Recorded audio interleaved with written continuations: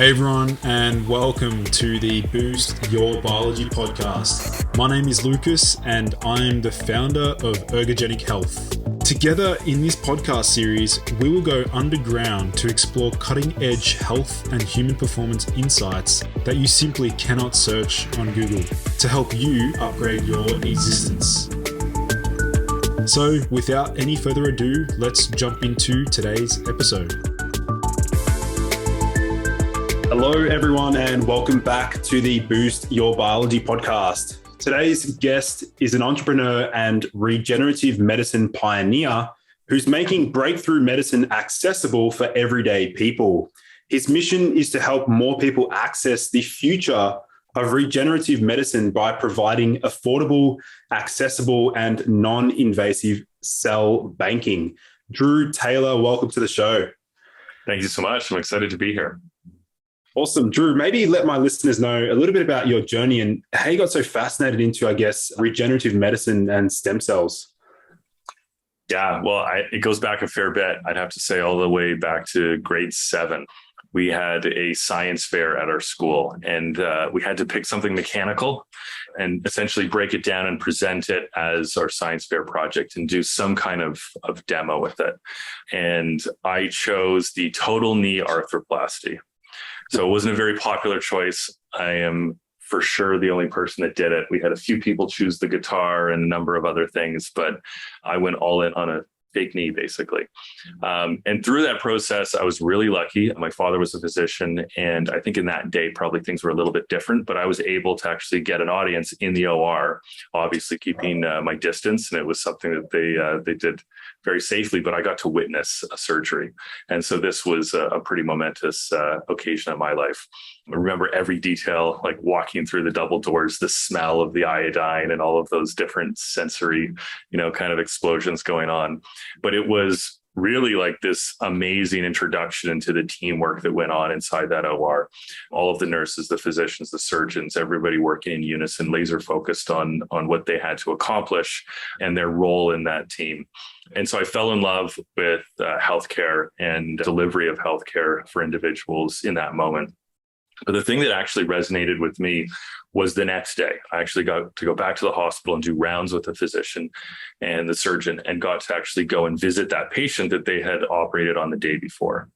And when we went into their room, the patient actually stood up out of bed and embraced the physician. They were like overjoyed, obviously, with emotion because, obviously probably meds were still wearing off from the surgery the day before. But for the first time in a long time, they were able to actually stand up and move even more freely. I had watched that patient the day before get brought in on a wheelchair. And So this was a pretty cool moment and definitely very emotional. And we were walking away from that, and I was expressing that emotion to the surgeon. I was just saying wow, I've never experienced anything like this, obviously, as in 7th grade. And I just said, this is incredible what you've done. And, they said, yes, it is. It's really exciting. People get an amazing benefit and quality of life from this operation. But that patient was relatively young. And so unfortunately, they did require this surgery. What we put in, that implant, won't last forever. And they will be back probably in about 10 or 15 years and require a revision surgery. And we'll have less bone stock and it'll be more challenging. And they probably will require a third one at some point. And so at some point in that patient's journey, they're unfortunately going to be back in that situation. We're not going to be able to do anything for them. And then they said something that was pretty wild at that time. And we're going back a few years, remember, but they said, in the future, and what you'll see is us, instead of putting metals and plastics, we're actually going to give a patient back their own cartilage, their own bone. We're going to be able to regrow the tissues that are worn away and degenerated with age and give that person a chance to have their own knee, which allows them obviously to continue to do all of the things that they love doing and be active. And so that was the first time I think I'd ever really heard of regenerative medicine. And of course, that word wasn't even used in that conversation. But the opportunity really to take our own cells and tissues, right, and confer benefit in other areas of our body where we're deficient. That was my intro to regenerative medicine. And after that, I was hooked. Incredible stuff, Drew. What I'd like to dive deep into, is the different types of cells in the body and which ones in particular you're talking about that are responsible for this regenerative effect. Yeah, so I'm sure a lot of people have heard about stem cells. It's definitely a hot topic, and stem cells is an amazing, class of cells, really, because we use the term stem cells to represent a lot of different cells in our bodies. Every type of tissue in our bodies actually has their own little deposit of stem cells that feed the greater population of cells there with renewal and regeneration. And ultimately, we can classify them a little bit more precisely. And so if I can take a moment, what I would say is cells in our body are actually more like a mountain. You have that magic moment at the very top of that mountain where sperm meets egg, and that cell has the potential to become any single cell type in the body. And it does, right? As the fetus develops. At the bottom, around the ring of that mountain, the base of that mountain, we have all of the end cell types, cells that are definitively serving a purpose and have a job in our bodies. A skin cell, a heart cell, a liver cell, a kidney cell, every different type. Well, we have stem cells, or what we call stem cells, that are not only at the top, but also kind of halfway up that mountain. And they can become a multitude, and we call those multipotent cells. And we have many of those as we become adults that have, population still in our bodies. And they have the potential to become multiple cell types at the bottom of that mountain. And so we really think about stem cells as this kind of catch-all phrase, but it really represents a bunch of different cells that have different areas of potential in our bodies and different potential to become a multitude of types of cells. So I guess then, Drew, when it comes to, so you just sort of outlined the different types of organ-specific stem cells. Maybe let's look at how has this evolved over time, like as far as things that have been known to stimulate stem cell production, or how have we gone about actually recycling or reusing them? Yeah. So obviously it was pretty evident with the miracle of life that the potential of that, magic cell, right? Singular cell when sperm meets egg and it becomes everything in our bodies. So we've been, at least witnesses to the power of what cells can actually do. Beyond that, it's taken some time to really explore and fully understand all of the different adult stem cell populations that exist in our bodies. And one of the most commonly referred to ones is mesenchymal stem cells. And mesenchymal stem cells are cells that we know reside in our bone marrow. We may have heard people talk about that, but there's other pockets of those types of cells in our body. And one of those areas is actually in our hair follicles. We've got mesenchymal stem cell concentrations there. And so we focused a lot of our work around the hair follicle because it's such an accessible area of our bodies, right? You can pluck hair follicles and actually access those painlessly and non-invasively. And that's in the last number of years where we've seen really an explosion of work and excitement around the potential that these cells have for actually being used to recreate different tissues and different things that our body needs. And so I think that the journey of how we're going to experience regenerative medicine is going to be an ongoing one. In its infancy right now, we're already experiencing the benefits of regenerative medicine in a number of different areas. And a lot of it's actually happening in the world of aesthetic medicine. And so aesthetic medicine tends to be on the frontier of things and trying out new things. Of course, as a human race, we definitely prioritize appearance. That being said, the skin is also the largest organ in our body, and keeping it healthy and robust and a lot of the things that are great for aesthetic medicine are also great for wound healing, diabetic foot ulcer, venous leg ulcer, a lot of other conditions that are quite serious. And so a lot of the areas really trying to use elements of our body, these stem cell populations that reside in our bodies, to help wound healing, skin rejuvenation, skin regeneration, even hair regrowth. A lot of wound healing, of course, both post-elective procedure and after trauma. And so that's an area where we're seeing a large amount of work, and Acorn is actually really specifically working in that area as well.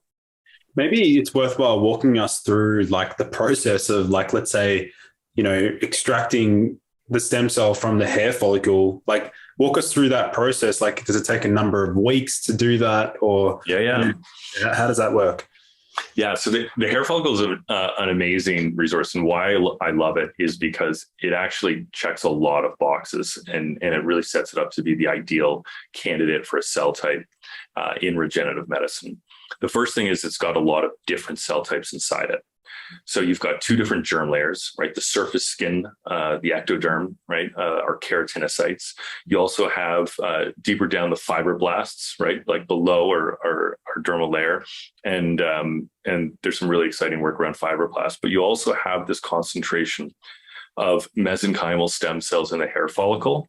And then at the very root of the hair follicle, you also have this cluster of cells that has, again, multipotency and is an adult stem cell. And so all of those different areas in the hair follicle all can serve different purposes in regenerative medicine. What is really exciting as an example of what we can do is pluck hair follicles from the back of the scalp, pretty simple and painless. And then in the laboratory, we could actually culture out those cells and allow those cells to produce a number of the things that our skin unfortunately gets deficient at producing over time. Collagen being a very good example. We produce 1% less collagen every year of our lives. Hyaluronic acid follows a very similar path, and we're at about 50% production before we even hit 65.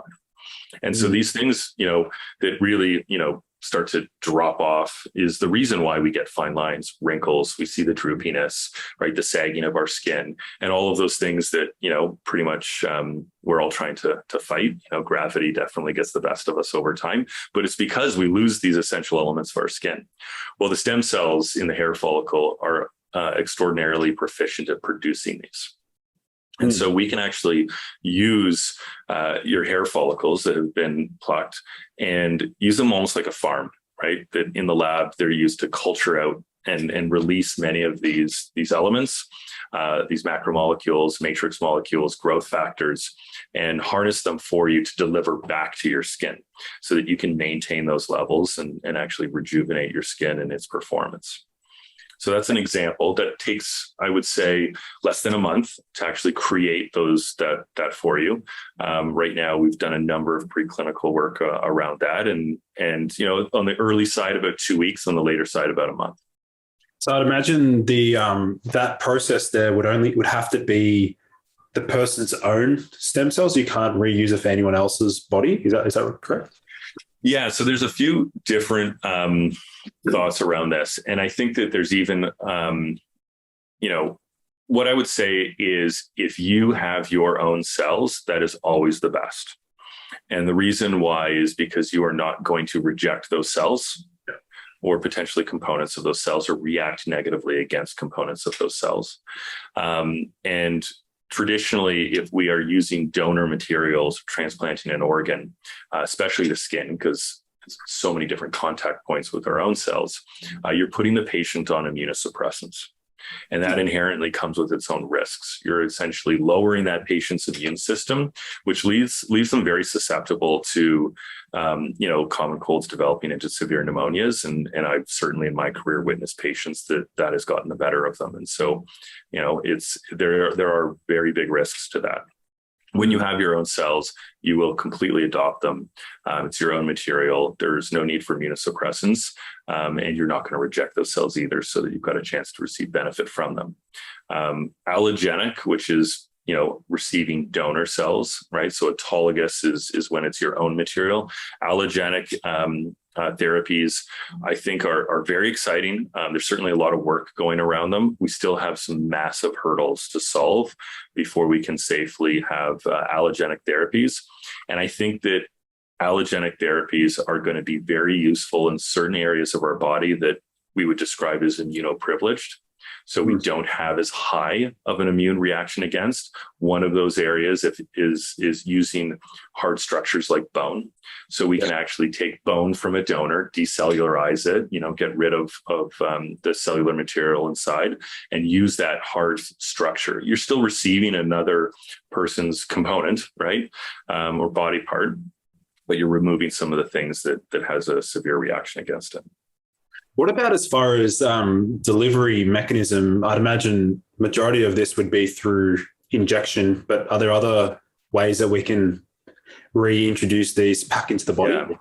Well, we're only kind of on the tip of the iceberg of regenerative medicine, because ultimately, even even when we think about what's happened in the last 10 years of our ability to manipulate cells, we can now take a hair follicle cell and turn it into bone, cartilage, fat, nerve cells, right? You can reprogram it into behaving like an embryonic stem cell using a really exciting Nobel Prize winning technique that allows for you to create other cell types. And we've done that in our lab by creating pancreas cells from the hair follicles. So you end up having all of this at your disposal. And really, it's now about that exciting time. We have the tools finally to actually make some great things. And we're in that period of time of regenerative medicine where we're starting to see the patient application, the actual therapeutics based on the access to those tools start to come to fruition. Well, that's exciting because I'd love to. I mean, the classic quote is like the pancreatic beta cells it's impossible for them to regenerate, or once they're dead forever. Let's look at some of the broader applications, other therapeutic approaches, therapeutic diseases that we can apply this particular therapy towards. Yeah, absolutely. So I kind of sharpen my tools back in the day in orthopedics. And so we can kind of start there.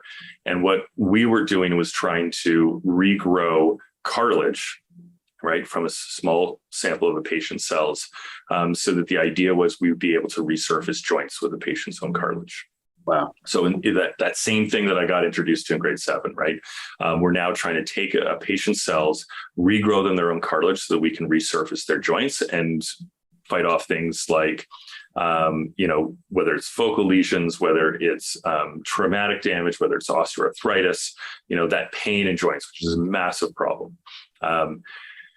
What we really experienced during that process, and what I learned, because my role joining that group was actually to take some very successful animal studies and translate them to human models. So I was working in the Division of Orthopedics at Mount Sinai. And ultimately, when we looked at different ages, we had a vast different response from those individuals and our ability to regenerate cartilage for them. And so it became never more true in my mind that, unfortunately, having access to younger cells was going to make all the difference for patients. And that's a huge problem, right? Because when are we actually seeing patients? They're coming to us at a time of need, right? And so at that point, what we're learning through that work that we were doing was that we're probably not going to be able to help those patients that do have end-stage disease that requires the intervention. And so by the time we're actually seeing them in the clinic, it's almost too late, or it is too late. And so we need to be thinking about things a little bit in advance. And so the idea of trying to layer in a preventative mindset around intercepting that aging as it happens became our mission. All right. So the idea of actually taking that biopsy younger in a patient's journey, trying to get ahead of two things. One, that onset of disease that causes that acceleration of damage, and two, age, right? Which is obviously just, slow trickle of age-related damage throughout our lives. And so by getting ahead of that, it really opens up the opportunities for what we can do. Now, we've chosen the hair follicle because we can do so much with it, and it is such a prolific cell type that allows us to have so much potential across creating different cell types. But we looked around, right? And even in Toronto, where we were working, there was a group down the hall that was trying to engineer kidneys and growing miniature kidneys in the lab. There's a group in Tel Aviv that had already 3D printed miniature human hearts, right about the size of a rabbit's heart, but from human cells, had the ability to beat and pump blood. And so these technologies are coming very quickly, but that problem still exists of us sitting back and saying, well, when we get these patients to come into to us with a problem, our response may be, I'm sorry, yes, you're a fantastic, applicant for this and you'd be perfect recipient, but we don't have the starting material. Because the big difference in regenerative medicine versus, pharmacology is we're not sourcing a chemical. We're not just worried about purity and manufacturing that chemical in the lab. We're actually, that starting material is not those chemicals or those substances, it's your own cells. Yeah. And so therefore the end product is only going to be as powerful as the cells that we have access to. Yeah. So, the future top to bottom, right? Every organ system, every cell type, the ability to regenerate those, that work is ongoing and coming. And ultimately what we've really tried to spearhead is to make sure that people actually have access to it. Yeah, actually that gets into an interesting discussion, and that is around the rules and legalities and ethical considerations around this topic. Personally, I think this is a really exciting area, and I'm very excited to see further research and development, and particularly around delivery mechanisms. But like, maybe let's look at some of the legalities around that, like country specific. What's it like in the US as far as administering this therapy? Yeah. So, groups like the FDA, Health Canada, right, and around the world, the different organizations are in place to protect patients, right? They're in place to make sure that groups are in check with what they claim a treatment will do and benefit that patient, and make sure that any risks are being disclosed. And so they exist for a very grand purpose, and that can't be ignored. Yes, sometimes it's frustrating that creates processes, that creates timelines that sometimes for individuals that are facing debilitating, life-threatening diseases can be very frustrating, because they just will do anything to get care. On a population scale, I think that these groups are doing a great job at making sure that patients are safe for the most part. And I think that, as a group, I want to, and our group wants to work within those guidelines and make sure that we're delivering care that is above board and approved by the country that it's being delivered in. And so right now, what is exciting is there are things that you can do, right? And so we're not going to be implanting human hearts in a patient tomorrow, right? Those things I think are on the horizon. And we bucket things into three categories when we look at different applications in our company. The long-term bucket is where stem cell therapies and regenerative medicine applications are going to require manipulation of the cells.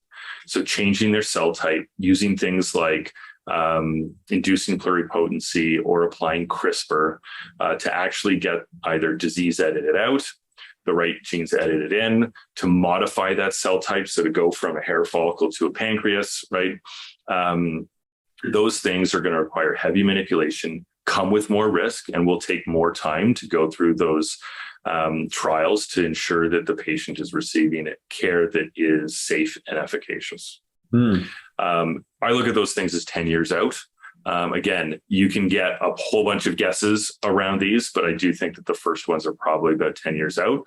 That being said, I'm one opinion. Some people say they're coming much quicker, and some people will say that they're further away.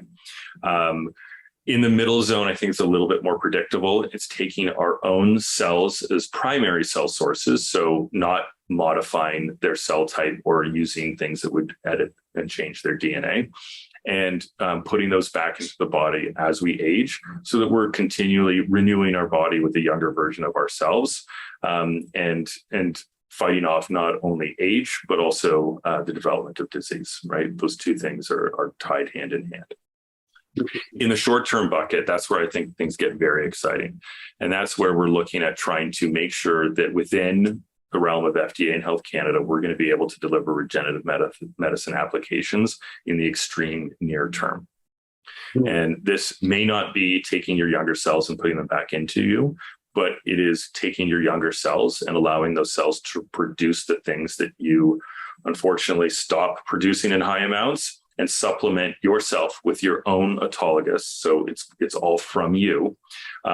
Growth factors, matrix molecules, all of those things that we need. It is starting in skin. And so right now we've run 2 preclinical trials on the production of a skin treatment that I think has 3 main areas where it could be really exciting. One is skin rejuvenation, the other is wound healing, and the third is hair regrowth. And we're going to be taking that into human applications early next year. Wow. It's interesting when it comes to, Drew, I'd like to dive deep into some of the actual claims that some companies have made, perhaps have actually been, I guess, like not caught, but maybe like warned, be careful with the claims that you make. Maybe do you want to share what are some of the outrageous claims that some companies have made? Yeah. Look, I mean, like anything else, any kind of exciting technology that holds a great deal of promise is going to attract a whole wide range of people and businesses. And some of them are going to be operating with the patient's best interest in mind, and some of them are going to be, a little bit more devious or untruthful in order to make sales and turn profits. There is a huge industry that exists around medical tourism, and I've seen all sorts of outrageous things. But the claims is not, it unfortunately is influencing patients to seek out some of these things. And look, there are fantastic groups that are in other countries outside of North America or even in other countries where there are less regulatory interventions that are delivering fantastic care. There's also groups that are doing things for the purposes of just trying to earn profits, and they make outrageous claims. They convince people that they're going to save their lives or change their lives. And unfortunately, that's not a promise that they can keep. In fact, what concerns me even more is groups that are delivering interventions and stem cell therapies without the proper experience, guidelines, preparation, and knowledge, and are actually doing patient harm. Right. So it's one thing when people are outright lying about saving lives or making people better, but not administering anything that can hurt them. Right. There's been cases I've heard of people actually taking, being able to kind of save the last bit of drop of whatever stem cell concoction was injected in them, and it being found out to be just a salt solution. Right. So, I mean, there's all sorts of things that you hear about. What I'm worried about is people that are actually delivering care that can harm patients. And I've actually seen some that have gone off for medical tourism to other countries and have come back in poorer health than they left with. Wow. Well, that's I guess really important for the user. I'd imagine you guys are doing a good job as far as like educating the customer about, what they should be looking for and things like that. Before you sort of mentioned the ability to even target neuronal cells, an area that I'm really fascinated in is like Alzheimer's, Parkinson's, neurodegenerative diseases. What has been the breakthrough science in that regard? Like how have we been able to apply that to those sort of diseases? Yeah. So Alzheimer's is extremely difficult. It's definitely an area of passion for mine, and I've had family members, including my dad, that it's been something that has affected me personally, and so that's a passion. It's also extremely complicated. I was really excited to see some protocols come out for the differentiation of neurons into dopaminergic releasing neurons, which are the cells that we lose during Parkinson's disease. That was really exciting work. And it's doubly exciting for me because we were able to replicate that with hair follicle cells. So we've taken hair follicle cells that have been banked for patients, pulled them out of cryogenics, and differentiated those cells into neurons and then onto dopaminergic neurons. And so those types of things of really identifying the ability to generate the cell type that we lose is a huge step forward.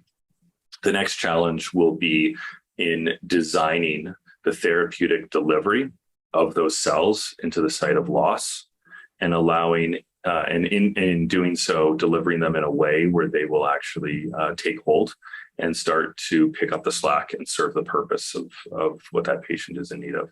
And so I think that, we've definitely made some massive leaps forward. I think some really exciting strategies are being worked on, and I'm really proud of our team for replicating that work in a non-invasive cell source that can be stored. Obviously, Parkinson is an age-related disease. So Imagine being able to pull out your 20, 30, or 40-something-year-old cells and use those as the therapeutic cells that to deliver that benefit that have not been exposed to that disease and that progression in that age. It's going to be a pretty exciting future. Yeah, for sure. What about as far as I guess when it comes to the frequency of administration, for example, I know you said it took up to 3-4 weeks for the stem cells to actually multiply in the lab and actually have a therapeutic dosage. What about as far as frequency of the sessions? Typically, do you want to sort of outline? Is it like once a month treatment, once every 3 months, things like that? Yeah, it's so variable for what you're targeting, right? For with the skin, a lot of the best insights for these types of interventions is once a month. So, many people that are probably listening have heard of PRP. PRP stands for platelet-rich plasma.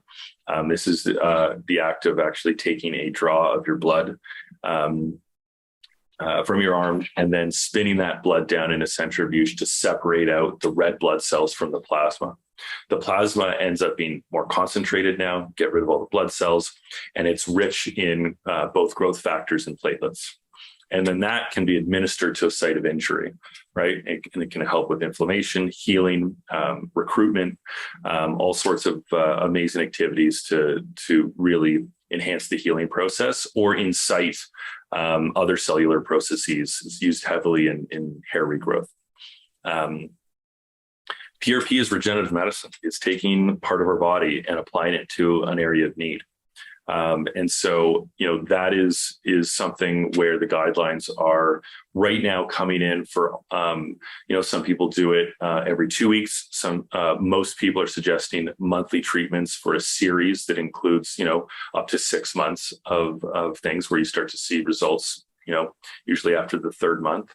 And so it really depends on what you're targeting. Obviously, if you are recreating a surface of cartilage and you are putting that and fixing it onto the bone surface, that's going to be a one-time treatment, right? And you're hopefully going to fix that situation, and you will recreate that cartilage in the lab before implanting it. If you're injecting cells into the knee, which is also one strategy with mesenchymal stem cells to try to incite healing, and especially in focal lesions. That can require multiple treatments potentially to see full effects. It's very effective from what I've seen in reducing inflammation, at least for a period of around 3 months. Patients see a big benefit, but I think we still have to perfect how to make sure that there is, fixing of the situation, right? So the cartilage is actually regrowing and those cells are actually taking hold at that site of injury. Those are some of the areas where I think that we need a little bit more practice around. Yeah. And also at the start, Drew, you mentioned how you got into this whole space, and I was witnessing such an immediate transformation. I'd imagine you've seen, tons more different success stories and things like that. I'd love to hear about maybe, scenarios where their doctor said, you will not heal, for example, but then all of a sudden they've implemented stem cell therapy. Let's sort of explore that. Yeah. Well, look, I mean, stem cell therapy is one thing, but even just intro regenerative medicine, right? As I kind of like to call it, with leveraging PRP, I've seen some people's lives changed, right? And again, PRP is very variable, right? Because you take it at the time.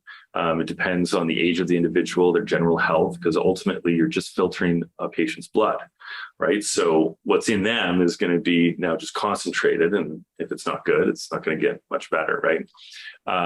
But I've seen patients that are suffering from substantial hair loss, not in the male pattern baldness mindset, but literally across the whole head and almost patchy, right? Different type of alopecia. I've seen them literally regrow their entire head of hair after, I think, 4 treatments of PRP. So you see some massive benefits for patients. And again, it's very variable, right? Not everybody gets the same results from it because it's so dependent. And I think that one of the ways that we can try and mitigate against that variability is by locking in our cells at a younger age so they're exposed to less of that disease and damage. And that way remove them almost from that so that you're starting with a better cell source that should be delivering younger results. That being said, they're like when we were looking at some of the regenerative medicine strategies from a donor perspective around bone, there was some, amazing opportunities for patients to get bone into areas where they had substantial loss. It was inhibiting their ability to ambulate. So they were having difficulty walking because of the angulation that was created in the knee. And by putting in osteotomies and wedges from donors, you could really correct that surface and make sure that they weren't experiencing that loading on either condyle. So, some of those early applications that I got to witness were pretty extraordinary. And again, it's tip of the iceberg, right? I'm talking exclusively about therapies that you can go right now, in developed countries around the world with stern regulatory bodies and receive that care, right? And so that's what I'm trying to focus on. Yeah, an interesting area of application that I just thought about, and I'm not sure if there is actually any research in this field, but that is like from the athletic performance side of things, as far as like muscle growth and or fat loss. Is there any potential application there, or is it not? Yeah, I think there absolutely is a lot of potential there. Fat loss is a little elusive because I think that's an ongoing battle that has a lot to do with your lifestyle, right? It's the same thing as if you give somebody a treatment that is going to help, like liposuction, right? They can go out and recreate the situation for themselves. So those things, I think behavior is probably the best prescription. All of that being said, and again, it's all about patient desire and what they want, right? And so, you giving them a advice to follow to achieve what they want. Outside of fat loss, I think that some of the other things around human performance are a little dicey. So I was a professional athlete myself, and so I'm very well versed in what's allowed and not, and follow those things well. I was a little bit after the steroid era in baseball, so I was not an active player during those days. But that being said, when I was working at the University of Michigan in Ann Arbor, I was working in a muscle mechanics lab during my master's. And one of the discoveries that came out of that lab was essentially this gene that acts as the genetic cap on muscle growth and development. Yeah. And so it's the gene that's responsible for telling your muscles, okay, that's enough growing for today. That's stop growing, right? We've maxed out. And so it exists as a mutation in nature where one of those two alleles or both of those alleles have the mutation where you end up getting these extremely muscular animals. And one of the best instances of that is Belgian blue cattle. And so if you are at home, Google Belgian blue cattle, and you will see the results of when there is a dual allele deletion and there's no genetic cap on muscular growth and development. Well, we did recreate that in mice, and it ended up, Crispin Diaz, this fantastic scientist, recreated it in mice, and it ended up having these Arnold Schwarzenegger mice basically in the lab that were walking around and just powering on the wheel and just absolute goons. But what the paper also spent a great deal of time focusing on was the negatives, right? You had an almost guaranteed muscle damage from strains and pulls and tears when you had a double deletion during even moderately strenuous activity. And even with a single mutation, you had a massive higher incidence of injury in those mice. And yet I can remember in that lab, there were emails sent from parents asking if we could recreate that mutation in kids. Oh, wow. So the world is a scary place. The world is a very scary place. We're referring to the myostatin and follistatin. Exactly. Okay. Yeah. Interesting. Yeah. I mean, that doesn't surprise me. I mean, I'd imagine a lot of parents, even I get messages on my Instagram asking about modalities and things like that can improve the height of their child and things like that. But actually maybe, I don't know, stem cell therapy would be useful for height. Potentially, I'm not sure. Yeah. Well, during the growth plate development, look, I think that we're going to exist and we're going to have a lot of ethical considerations in the future that we're going to need to entertain, because we are going to be able to manipulate our own cells almost like a dial, and we're going to be able to make decisions. And certainly in certain places in the world, there are people that are choosing their baby's gender, right, as a first example of a choice that can be made that is very easy to determine with a microscope.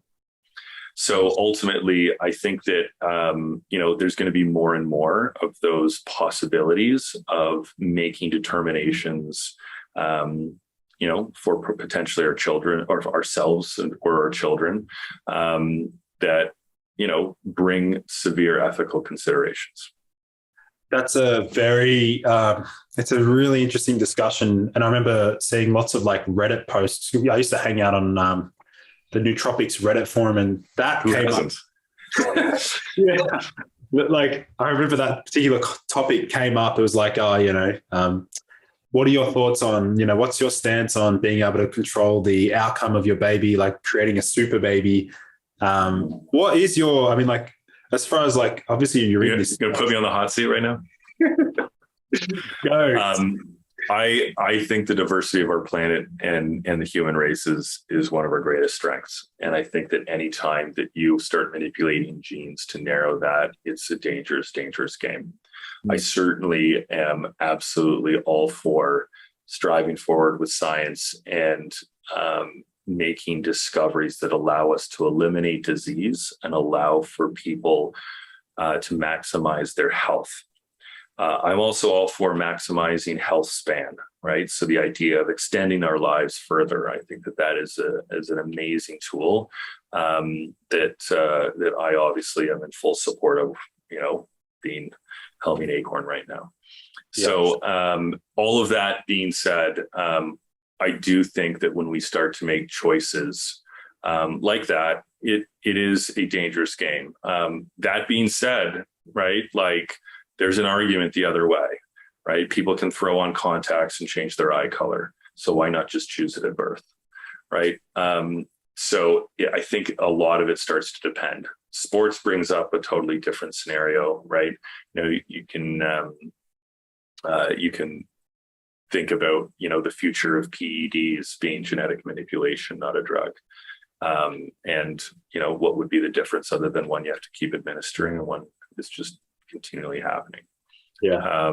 At least you can turn one off. You can't turn the other one off. The big thing as well with genetic manipulation is whatever you manipulate will get passed on to that individual's offspring.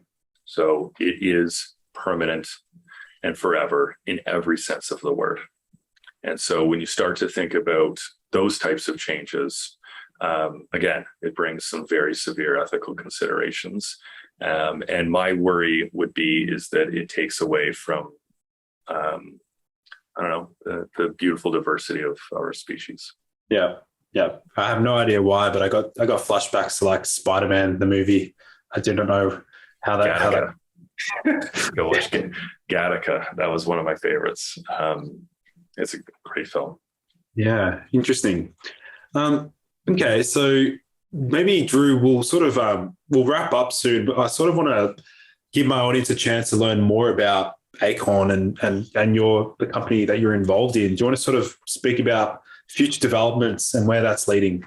Yeah, absolutely. Look, I'm super proud of what we've been able to do. We've created the first accessible, non-invasive, painless solution for individuals to be able to bank their cells. And what I mean by bank is actually take a small amount of their cells from just plucking hair follicles from the back of their scalp and cryogenically preserve them so that a part of you will never age.